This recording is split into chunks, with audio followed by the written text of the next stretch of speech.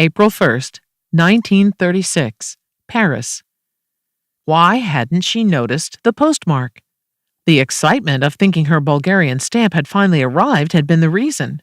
She had been so keen on examining her newest treasure that the faded postmark on the front of the envelope, quickly set aside, had escaped her focus.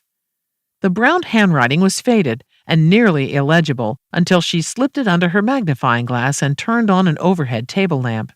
It was not the address from or to which proved so intriguing, but rather the hidden lines inside the envelope itself. As she gently separated the folds of the envelope, making careful not to tear the paper, she could see that there was a one-line message written along the lines of the envelope where the paper would overlap to hide it in its shadows. Looking through the envelope casually, perhaps, even if one held it up to the sun, the observer could easily miss the writing. The message was meant to be hidden from all but the intended recipient. However, she had caught a glimpse of a few errant strands of brown ink.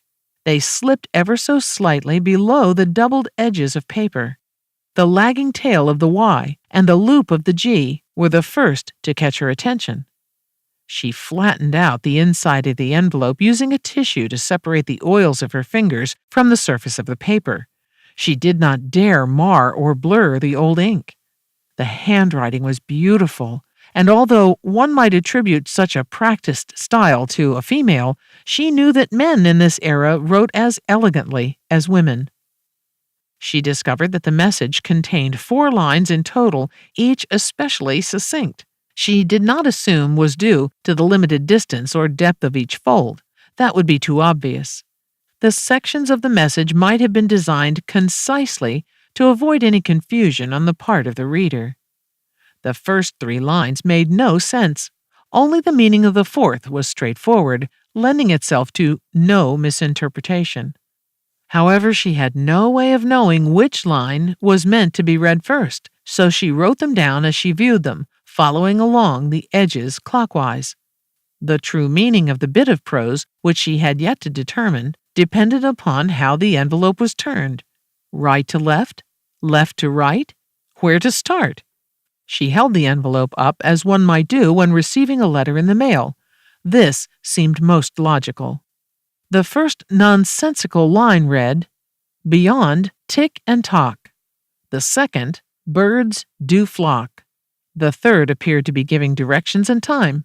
"Rue d'Oiseau, before the dawn." Then the last one, "Where no one was ever born." The last, being as enigmatic as the first 2, caused Mrs. Duchesney to do the most logical thing, which was to pull out a map of Paris to see if a Rue d'Oiseau did exist. There was a possibility that it might have existed in 1936, but not now. Streets changed, so too their names.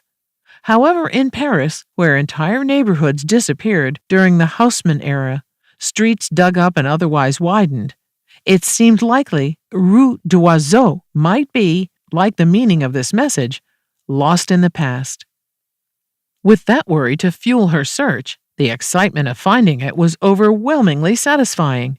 Yes, there it was, the tiniest of words. L'Oiseau. No rue, no avenue, no boulevard, only L'Oiseau. "Yes, of course," she exclaimed, nearly gleefully, "where no one was ever born." Mrs. Duchesney would discover that her summer adventure had only begun. If finding the name on the map had been a difficult task, physically locating it in the middle of a Parisian cemetery would prove even more daunting. Unaware of this at the moment, she smiled broadly, enjoying every minute of her brilliant discovery.